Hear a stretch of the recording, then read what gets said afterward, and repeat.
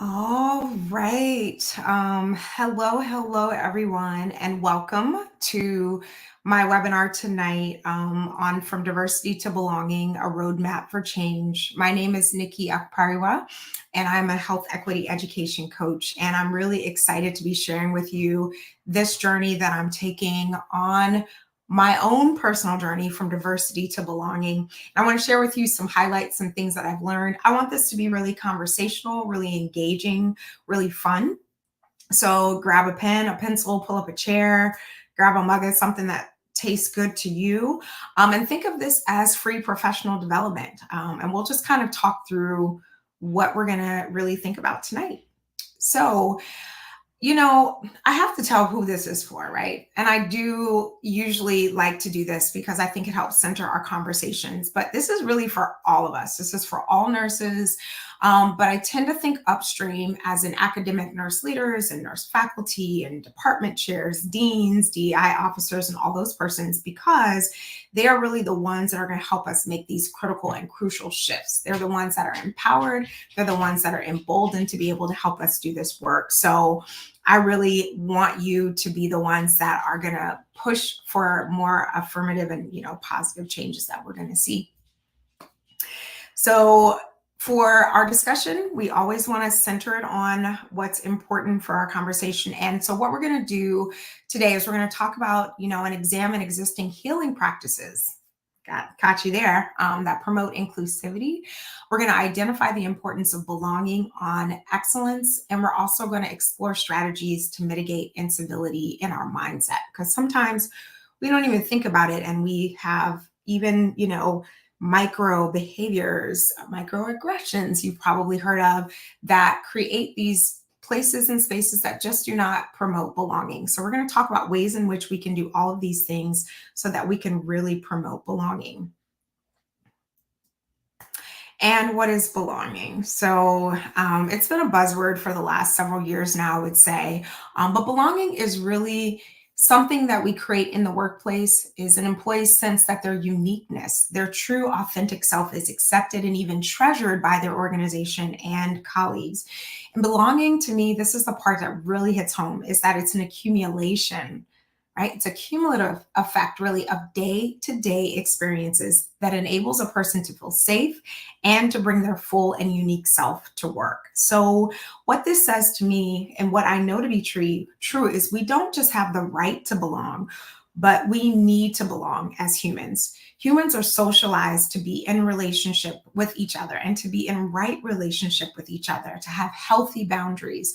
And when we're talking about great places to work, it really is those day-to-day experiences of security that help us to feel seen, heard, where we really can bring all of ourselves, whether that self-expression be something that is really, common, or whether it's something that may be a little bit more off the beaten path, we can still bring all of that with us.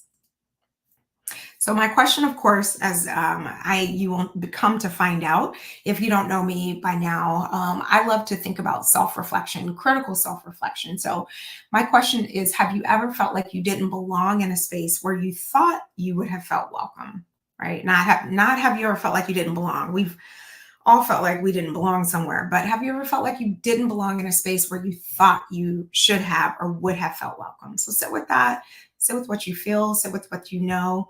The answer is, again, probably many times. And this feeling breeds further isolation. And in some people, it breeds resistance and leaning away from the work and from, being a part of, and instead of leaning in. And I can say for me personally that it bred more fear, sometimes terror, actually. And it took me a really long time to learn how to speak my truth. And I didn't know how to say what it felt like to be discriminated against. And discrimination can happen in many different reasons and many different ways. For me, it felt a lot of times like it was racial discrimination. There's lots of different ways that we can experience that. And so for a long time, I didn't have the language to really shape how I was feeling. And so I folded in on myself and I became even more isolated in my own way. If this has happened to you, what has been your response to it? Like not feeling like you belong in a space? Did you run? Did you hide? Did you start swinging at other people emotionally? Were you a punching bag? Unfortunately, this happens a lot in the field of nursing where we see incivilities, we see and we have heard of lateral violence and workplace bullying. And what this really sums up to is that in a lot of ways, nurses have become the walking wounded. We're going to talk about this. This is a whole theory behind it. But what if we became the wounded healers instead? Who gave space, right? Instead of taking up negative space, we gave a lot of positive space. How would it be if we showed up in different ways? And we know that we're fighting some upstream battles, and that's why belonging can be so tough. But we also know that with belonging, we can't fix it individually. This is something that we have to do as a collective. So, what is our part in that? Well, I'll tell you my part, my healing journey, because this is something that has really been crucial for me as a health equity education coach is to engage on my own healing journey, right? So I'm giving these tips as guidelines, not as, exact methodology to follow in any way, because you are the master of your own life and your own creative space. But for me, this has really helped me in my own personal healing journey, healing from workplace traumas and violence, personal issues and challenges. These are the ways in which I have embraced who I am. My first step has really come with acknowledging. And acknowledgement has in some ways been really simple and in some ways been really tough. So acknowledging that I have been hurt, acknowledging nurse hurt, right? Nurses hurt each other in a lot of ways, especially when I was a brand new nurse. I was really not sure I was going to stay in the field of nursing because I just felt so inundated with negativity and felt like I didn't get enough validation. And I had to acknowledge that that really bothered me, that I stepped away from the bedside bitter, right? Frustrated, confused, knowing that I love patient care, but gosh, it was really hard to do it in this way. And knowing that there's, racial, injustice wrapped up in that. I had to acknowledge that some of the ways that I felt were probably because of real discrimination and real changes and differences and opportunities that I saw or even perceived, right? And then something that I've been doing, especially in the presence of two amazing other co-curators, which I'll talk about a little bit later, is somatic awareness. Like, what is somatic awareness? Well, somatic awareness is when you really bring full presence of the emotion into your body and you identify what you're feeling in your body. So, in essence, when we get upset at someone, we may have a different reaction. We all have different reactions. Some of us, when we get mad, we start to shake, or our stomach starts to hurt, or we may get a headache, or we may have GI distress, or we may experience some other emotion and it causes those pathways to be set off. Not being aware that those pathways are happening is where we fall into being wounded, right? So somatic awareness is bringing awareness to what we are actually feeling. So connecting, putting language, I'm feeling angry, I'm feeling frustrated, I am disgusted, and this is how it feels in my body, is a part of my healing journey so that I don't re-traumatize myself or traumatize others.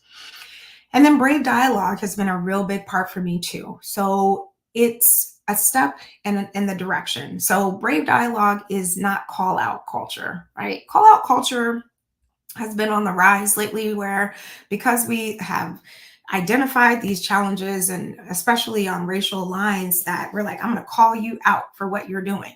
And I can appreciate that there's a time and a place to call out. However, that's not what I'm talking about. I'm talking about calling in. I'm talking about, because and working through acknowledgement and somatic awareness, being able to have the courage to say what you need to say from a place of healing and not from a place of being wounded, right?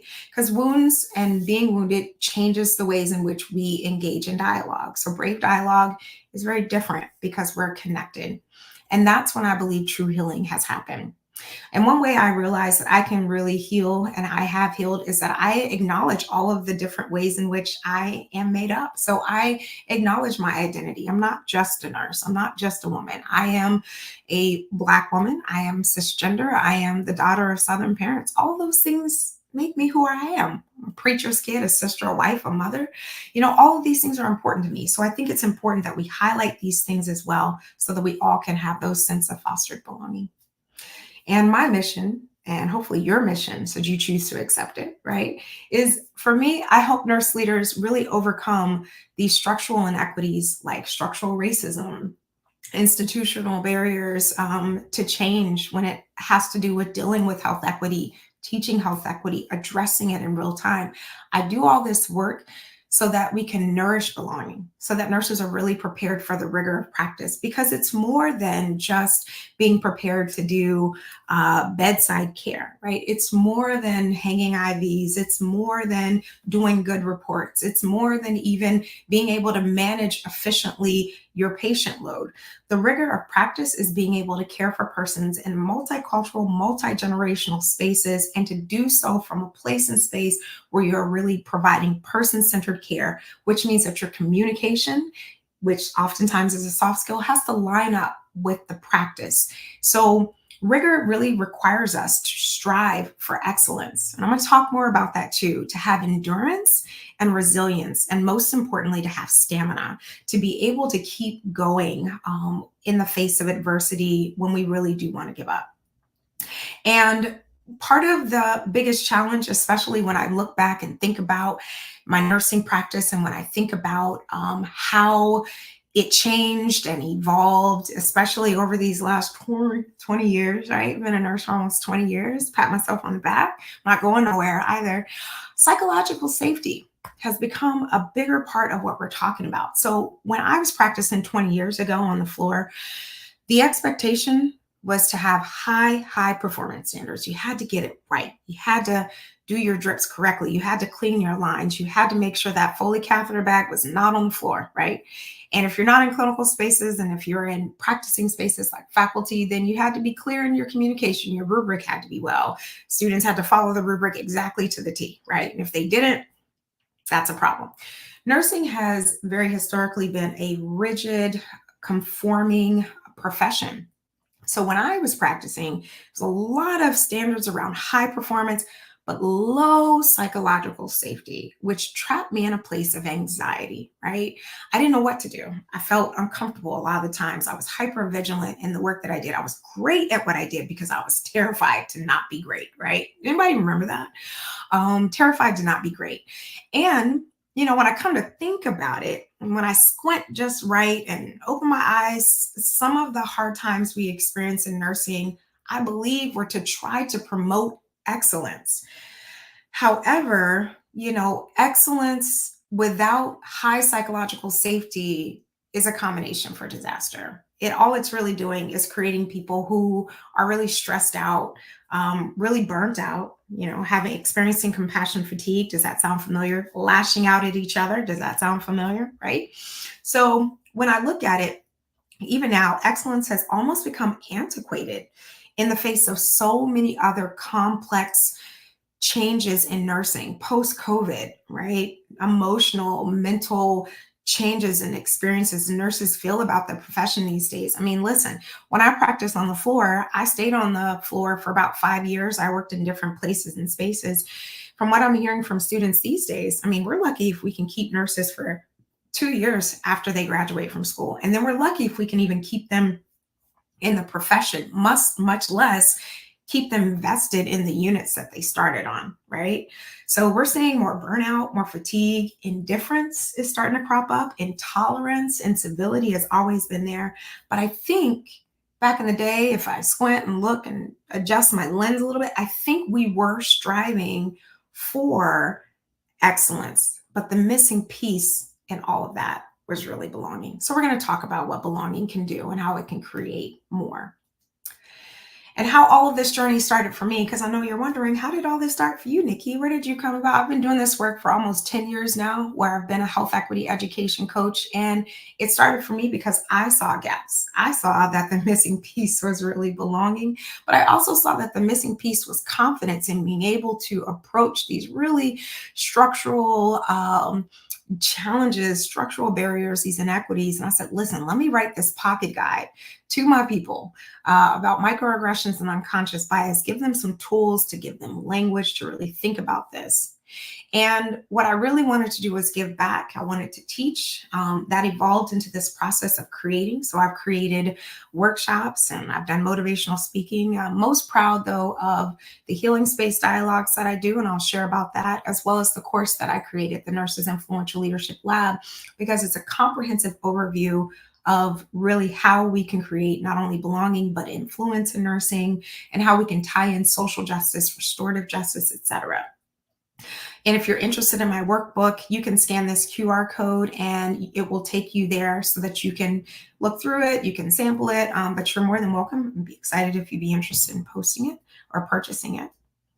So just to kind of give you a condensed version of my offerings and what I do and talk about, I do a lot of work around practice. So I take theory of health equity and bring it into practice, into social justice education for nurses. What does that mean? That means a lot of things, and I'll share a little bit more on the next slide. But I also engage in co-curating healing space dialogues. And like I said, I'm a health equity education coach, so I coach persons in different ways. Here are just some of the things that I've done to really create a sense of belonging in different organizations. For the University of Maryland School of Nursing, where I actually currently practice. But years ago, I helped participate in a process that they were doing called Together We Commit, Together We Thrive. And it was a process where they were bringing in their focus more in the lens of racial justice. I've done some work with faculty development at the University of Washington School of Nursing, really helping them to appreciate and understand some of the gaps that they had structurally as it related to looking at microaggressions and inequities. I also didn't quite develop this equity tool, but I expounded on how I use an anti-oppressive framework with Johns Hopkins School of Nursing to actually teach students so that they could gain a better understanding for what anti-oppression and what oppression really meant for their patients.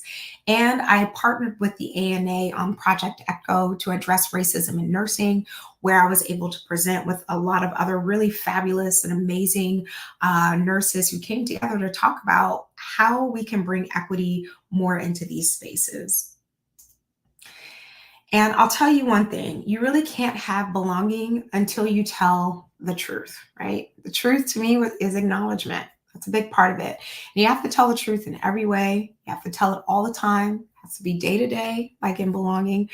Without doing this, you aren't able to create healing spaces. I really like Sean Jenwright, author of The Four Pivots. He's been doing some really impressive work around grace and how it inspires belonging.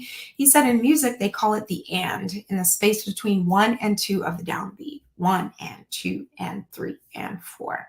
When we can dance in the and, we're dancing in truth, but this takes practice and it takes commitment and grace. And why does it take those things? Because we're not necessarily familiar with dancing in the and. We're very familiar, especially as nurses, with processes, protocols, procedures, competency checklists. We're less familiar with ambiguous conversations around health equity or witnessing an instance of discrimination and actually being able to address it. And because we don't feel like we necessarily have every single tool available, we don't know how to do it. But if we are going to create belonging, this is the work that really has to happen. We have to be able to be more fluid. We have to be okay with not knowing. We have to be comfortable with developing somatic awareness and saying, this is how this makes me feel in my body. I'm not comfortable. We have to own those things if we really are believers in social justice, which is an ethical principle for nursing and a moral compass. So I want to share, right? I said from diversity to belonging, right? So I need to share with you why diversity is not the same as belonging. And remember how I said you can't have belonging unless you tell the truth, right? You create the somatic awareness and you heal. Well, that's important because talking about diversity and even doing work towards diversity doesn't always create belonging. And I think it's important for us to name these things, right? So from 1916 until 1964, the ANA purposefully, systematically, and systemically excluded Black nurses. This is something we have to acknowledge, that there were forms of racial gatekeeping even within the nursing profession. And racism became the vehicle through which discriminatory ideas and policies, practices, guidelines, and rules came together. So that requires us to think about it. Oh gosh, systemically and systematically, what have we put in place, right? So it came together. So whether they were endorsed legally or de facto, they were driven by dominant voices, which are white bodied voices across healthcare settings. And the nursing discipline was no exception. And this happened over centuries. So in order for us to really think about, creating belonging, we have to appreciate that diversity is not belonging. Further, here are some of the other truths about why diversity is not belonging. And I've been a DEI coach for a while. I was doing that and I learned a lot along the way. I learned, and I'm sure you've learned too, that having a training, one or two workshops just doesn't change behavior. Even hiring a DEI officer, as wonderful as this is, what we've learned and what we can appreciate is that one person can't affect large scale change, not by themselves, especially if they don't have the support of upstream faculty, upstream leaders and organizations. And then DEI committees and employee resource groups, as wonderful as they are, can give the false impression that diversity issues have been solved. And when those kinds of things happen, then we start over all again at the very beginning of trying to fix this problem that can't be fixed on a cognitive level only. It has to be a somatic process. It needs to be woven into the human experience, right? Further, on July 12th of 2022, the ANA issued a formal apology for the lack of exposure of racism in nursing and to its complicity in participating in a system in which racism was not made clear. But even after the apology was made, there was still a lot of backlash or backlash, right? Persons came forward and said, is that all? We're going to apologize and hope that that wipes the slate clean? Well, clearly it doesn't. If there's no action coupled with the apology, then the apology can feel very hollow. So thankfully, the ANA did step forward even more and created this whole process about the journey of racial reconciliation. And as I discussed before, Project ECHO to address racism in nursing so that we could combat this long history of organizational forgetting, right? We have to acknowledge that the conversation about ending racism and discrimination, it's not new. And all of these ideas and, these committees and even the wonderful position statements, and I was honored to be able to co-write one, are saying today what we've been saying for generations, that these nurses have for a long time been silenced and they have been fighting for institutional change. So we as a profession, we're not just beginning this journey. We have been on this journey for hundreds of years. We have to acknowledge that. So the next step after acknowledging and creating these great organizations and institutional protocols is to really begin the work of creating belonging in organizations. And it's important for us to know that Black, Indigenous, Latinx, persons of color have a different spin and an interpretation of belonging. So they said, that the pandemic represented in reality a dual pandemic, that their experiences of workplace racism and COVID were synergized to the detriment of their emotional well-being. So there's an even harder emotional toll, right, on Black and Brown nurses. We have to not only acknowledge that, we have to move forward into building some healing around that. And in order for us to heal around this, we have to acknowledge that we have been the walking wounded, that we have walked around for a really long time in our profession wounded. I love this theory by Marion Conti O'Hare that was created in 2002 because it helps us to understand that what we need, again, is to belong to each other. Remember when I said that humans are socialized to belong? Humans are socialized to be in relationship with one another. We want and we need those spaces of connection. But in our strive and our passion for high performance, for excellence, we negated the importance of psychological safety, building in those experiences in which we felt like we could learn and lean into our mistakes. Instead, when I came up in nursing anyway, making a mistake was a really really tough thing to do. It was really hard to get through. And I would say that even today, nurses would say it's still really tough when they make a mistake. They don't feel good about it, but sometimes they're made to feel even worse, right? What we do to each other really does matter. So walking wounded shows up as a lack of investment in our own emotional well-being, because we have to start with ourselves first. So it shows up as us not being able to see our well being, and then we cannot invest in the well being of our peers, even the well being of our patients. It looks like not showing up to work or just not being prepared when we do. It looks like other team members saying this person never helps, or they don't do this, or they're not here for me. It looks like snappiness in emails, snarkiness in the way that we communicate. It looks like passive aggressive. It looks like lack of follow through, a lack of a sense of team effort. And even worse to me, it looks like isolation. I know that that's how I felt. I felt isolated when I was walking around wanting help, but not really feeling like I was getting the help that I really needed.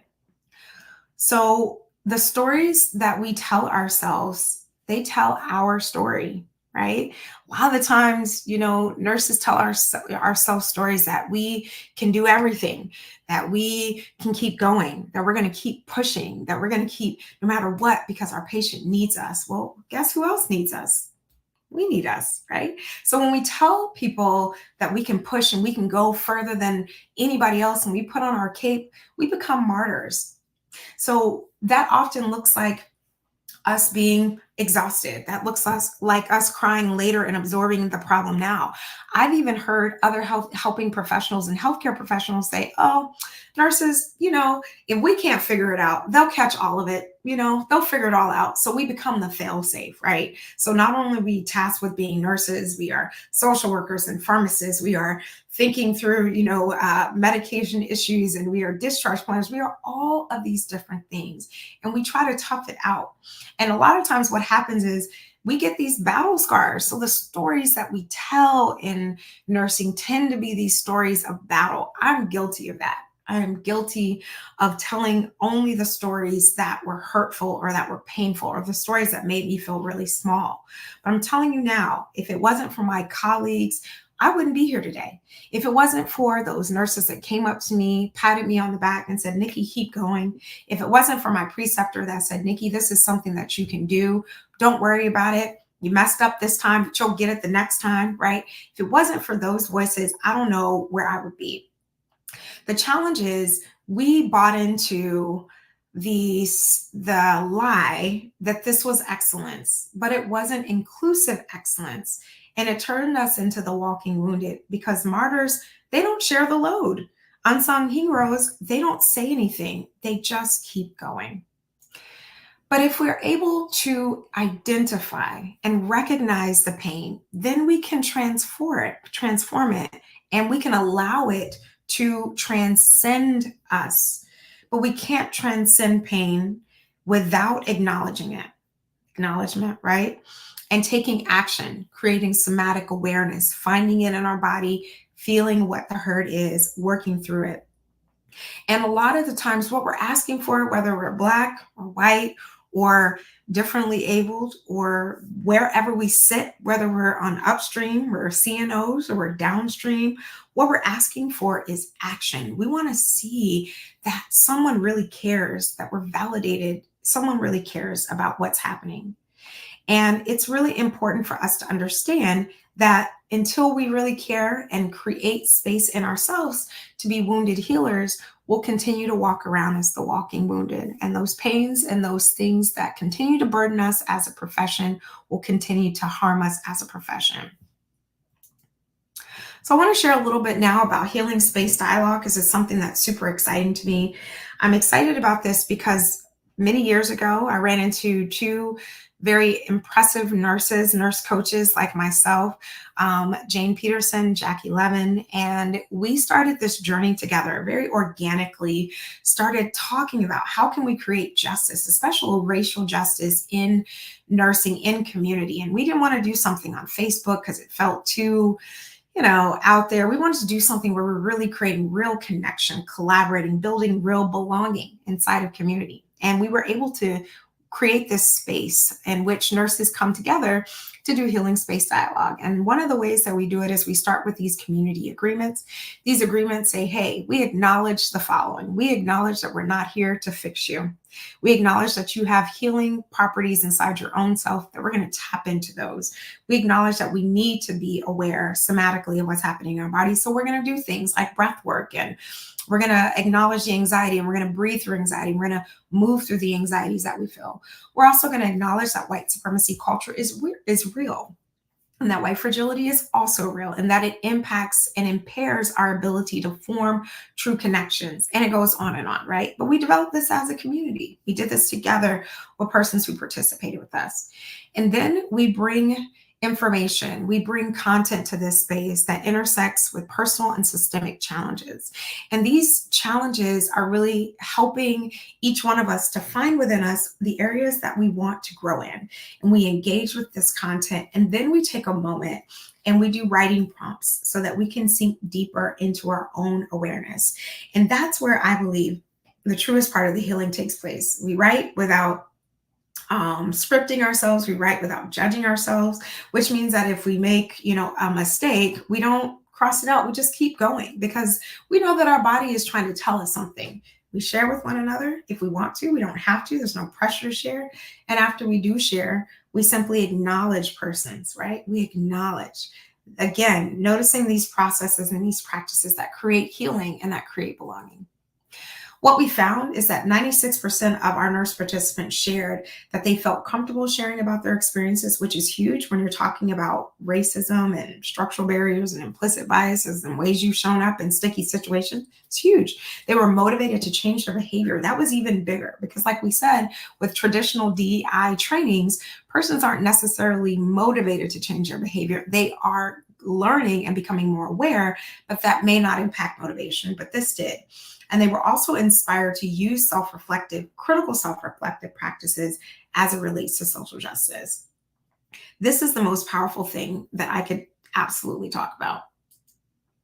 So what I want you to understand is, don't let these things be excuses to creating belonging, to creating healing, right? Don't let disingenuous behavior, saying something but not really meaning it, right? Don't let transactional behavior be the thing where you're really looking at someone because you need to get something from them versus transformational spaces and conversations.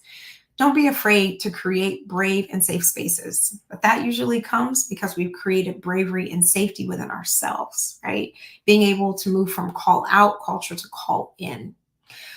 Being able to turn the work inward. The way Sean Jenwright talks about, the dancing between the 1 and the 2 beats in the 4 pivots, he talks about mirror work, which is really being able to look inward and see those places that we may not really want to look inward and see.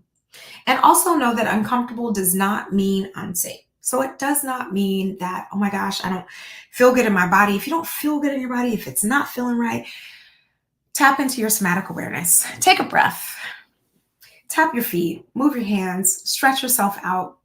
Remind yourself that you're present for this conversation, and then be empathetic. Truly seek to understand what other people are going through. That's what creates the human experience. And now I want to talk a little bit more about the pursuit of excellence, right? Because I really do believe that there's a level of excellence that comes with really creating solid, inclusive excellence and creating belonging. But there are hurdles. No one ever said that it was going to be easy. I think that's why it's so hard. These systemic issues that we have, that we see in our organizations, in our institutions, in our practices, and our policies, they are hurdles. That is very, very real. But what I want you to take away from this process is that hurdles are hard, but they're not impossible, right? And as a matter of fact, some people globally come from all over the world so that they can prove that they can do these hurdles. They spend hundreds to thousands of hours practicing, going over it, making mistakes, picking themselves up, going, stamina, resilience, endurance. That's what's required to do hurdles. And even the ones that have stamina, resilience, endurance, they may or may not take home a medal. But do you think that dissuades them from going back out again and trying again? It doesn't, because they are in the pursuit of excellence. And that is where I am in my career. And that is where I hope nurses will want to be. It's showing ourselves that it is possible. It's the feeling of achievement, it's the pride of accomplishment, it's the excellence that I hope we are wanting to have. But it's so hard when we are encountered with almost daily encounters of incivility. In a 7-day work week, almost every day, Americans say there's some type of incivility. And incivility can be as small as, you know, being really snarky in an email, to deliberately omitting persons from emails, from not saying hi when you see someone in the hall and you could say hi, from turning away when you could turn towards, to not helping a coworker or a colleague who really needs help with a patient, to not jumping in to work on a team-based project or an activity, right? Those are all activities of incivility that happen all the time. Like, we encounter incivility all the time. It's what we do with it or what we don't do with it that makes us the difference between walking wounded and wounded healer. Only 15% of hospital nurses say that they will continue the same job in 1 year. That's a true concern, because here we are knowing how much we need nurses, and we have people that are saying, I don't think this is really for me. But my question to you is, has there ever not been a nursing shortage? I mean, I think there's been a nursing shortage for forever. And I mean, it gets so much attention. It's getting more than its fair share of attention. It's a hot item. It's honestly also the low hanging fruit that we reach for, to blame, our hospitals. We blame, all of these different things on, well, there's a nursing shortage. But that's not really what's to blame. What's to blame is that we're under resourced. We don't have safe enough environments. Nurses are saying, I don't feel supported. So when you're exhausted, when you're overburdened, it's really difficult for you to carve out in your mind that I can come in and show up and be my best self every single day. As a matter of fact, there's this crisis of morality. And you're like, what is this scale doing here? Well, the scale is here really because in my original one, the scale moves. So imagine the scale being balancing and imagine it moving. What I feel like is we have an imbalance. We have an imbalance right now in the way that nursing is. So much of our focus has been, again, on creating these high performing, almost machines, very transactional kinds of experiences, more transactional than transformative, I would say. Moments in which there wasn't that sense of day-to-day belonging.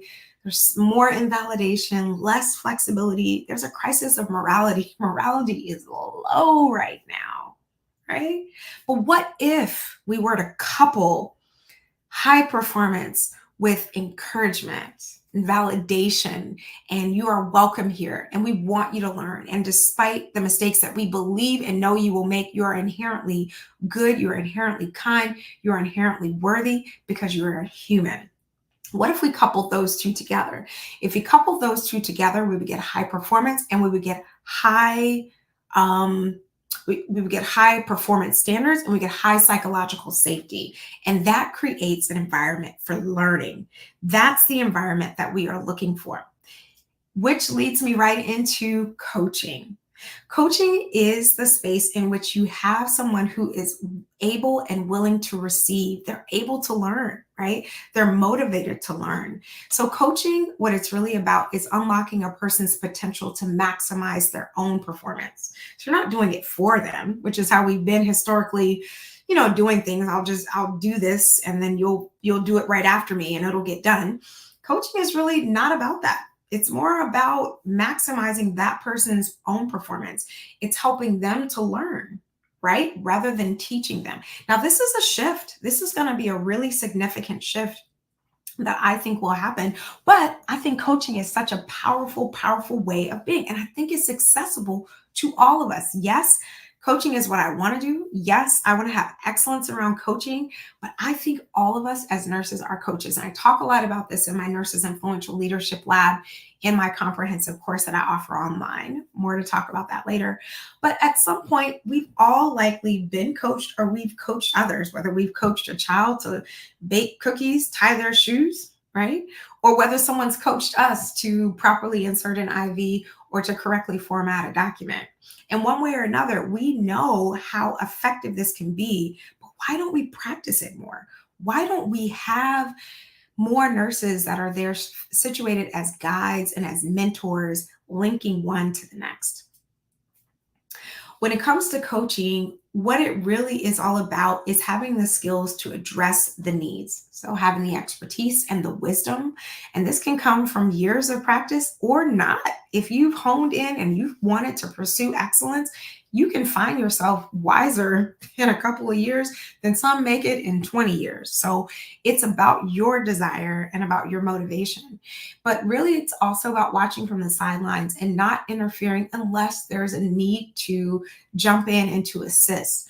When you do this, it helps to improve psychological safety. It helps to improve trust and build confidence in that person's ability to do for themselves rather than you having to do for them.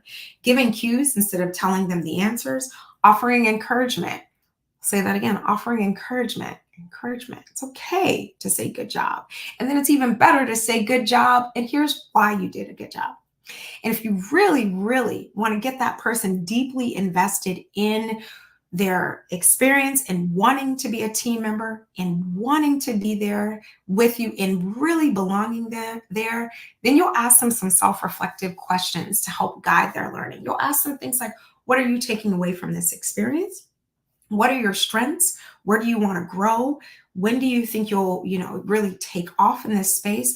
What are some of the things that are holding you back from being able to take off? And you'll be honest about those experiences. What I know is that every successful, you can fill in the blank, has a coach. Every successful child has a coach. Every successful leader has a coach. Every successful business has a coach. Every successful mom has a coach somewhere, whether it's a grandma, an auntie, somebody else. But every successful nurse has a coach because coaches are the ones that really help pull all of this together. And they give us the guidance that we need to think and operate for ourselves so that we can mitigate some of those incivilities in our mindset. We can identify them and we can mitigate them. So now I want to move into how belonging leads to excellence, because what's it all for if we're not going to pursue excellence, if we're not going to get to a place where we can feel that? Inclusive excellence means that we're recognizing that our success depends on how well we value and engage the uniqueness of each person in our community. And by embracing the richness of human experience and fostering an environment where every member of our community, day to day, can thrive, we prepare our novice nurses, our students, our nurse managers, our charge nurses, those transitioning into leadership roles, our deans, everyone. We prepare them to thrive. We are preparing them for the rigor of practice. We are preparing them to be global healthcare citizens and catalysts for innovation in the dynamics of this wonderful world of nursing. In essence, we are creating belonging. And I want you to pause and consider this. It's just really powerful. Every storm must begin with a single drop of rain. And so it is with every worthwhile movement. It begins with an idea that is too simple to be taken seriously, and then comes the storm. So this is for all of us that say, gosh, Nikki, this is really heavy stuff. This is tough stuff. This is systemic, this is institutional, this is within me. I have to identify these things. I have to come to terms with it. Yes, you do. But I want you to know that it's possible because I've seen it done. I've watched people do it. I've engaged in healing with other persons. And it is an incredible process when we are doing this in a collective way. I love watching what the storm brings. And one thing that we do want to do is we want to build fortitude. So, white bodied persons and persons who have experienced more power and dominance in culture, we'll include everyone in that bucket. We'll create these two buckets. Have to build fortitude, right? Have to build that inner resilience, that inner strength that says we're going to go the distance with this. We're not going to fall over when it gets tough. We're not going to lose sight when someone tells us that we've committed a microaggression. We're not going to fold in and close ranks when someone says that our practices and our institutions are promoting racism and are riddled with institutional bias. What we're going to do is seek out an external consultant or a health equity education consultant and coach and see how they can help us work through this stuff. And even more, we're going to do more than be bystanders, right? We're not just going to stand on the sidelines and watch as our peers fall and our coworkers stumble. And we're not going to watch when we see, especially when we know, we're not going to watch when we see people struggling through this thing called nursing. We're going to stand by them. We're going to hold on to them because we all belong in this together. And we know that if we want to make it through this work of being nurses, of being together, that we have to do this work together, right? We can't do it by ourselves. And for my persons who identify as Black, Indigenous, Latino, Latinx, LGBTQ, differently abled, etc., I think our work is here too. We are building our social capital, right? So we are building our appreciation for who we are, for our collective wisdom that we bring, for our ancestral knowledge, for our fortification in who we are because of what we've had to endure. We bring that unique, diverse, equitable process, inclusive process. And we know that we have to refresh ourselves and energize ourselves for the climb, which is why participating in healing space dialogues is so important. It's revitalizing, right? For the process of transforming from walking wounded to wounded healer. And we have to honor and elevate our voices. We have to listen to our hurts amongst each other. We have to take things sincerely and we have to have heartfelt action. We want to move in a way that is heart motivated and heart forward.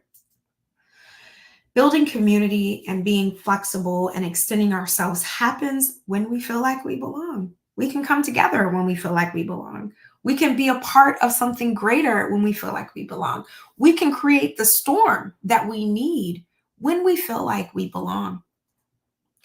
And we want to continue to create spaces to heal. Create spaces to heal everywhere. Create spaces to heal in your home. Create spaces to heal in your neighborhood. Create spaces to heal in your nursing schools. Create spaces to heal in your nursing institutions, in your hospitals, in your community-based organizations, your ambulatory care clinics, on the street corner. Create spaces to heal. Doesn't have to be a formal process where you're sitting down and you're in a circle, although circle work is so amazing. It's so transformational. But creating space to heal means that I'll pause, I'll do my mirror work, I will acknowledge, I will understand the somatic processes that are happening in my body, and I will take a breath and I will bravely speak what I have to say. I will call in instead of calling out. Because I'm going to tell you something, call out culture really only in the long run does more to push us away from one another, does not bring us closer together. We aren't going to accomplish more by telling people how wrong they've been for so long. It feels good to say you've been wrong. It alleviates something on the inside of us, but does it heal us? That's the question. And healing is what I want nurses to be able to do. That's what I have to share with you. That's what I want to offer you today. So I invite you, if you're interested in anything that I've said today, to join us in our next Healing Space Dialogue. We are the Nurse Champions for Justice, and we bring in all kinds of great embodiments of how to heal. Our next dialogue is on December 9th at 11:30 a.m. Eastern Time. You can scan this QR code and it will give you a link to the Healing Space Dialogue where you can register. You can also scan the QR code and look at some of my other offerings. If you're interested at all in booking me for any speaking events or motivational or workshops, or if you really are ready to do some institutional change, I would love to bring my workbook to your organization and sit down and do some seminar style, circle style learning with the nurses in your organization and talk about how we can really create belonging together. I want to say thank you so much for your time here with me today. I truly do appreciate each and every one of you. I honor you for showing up. I honor you for being the unique, beautiful persons that you are. Irrespective of how wounded you may be, you are still here in this space and you have the opportunity to heal. So come, let's heal together. Be the change that you wish to see in the world. Thanks so much.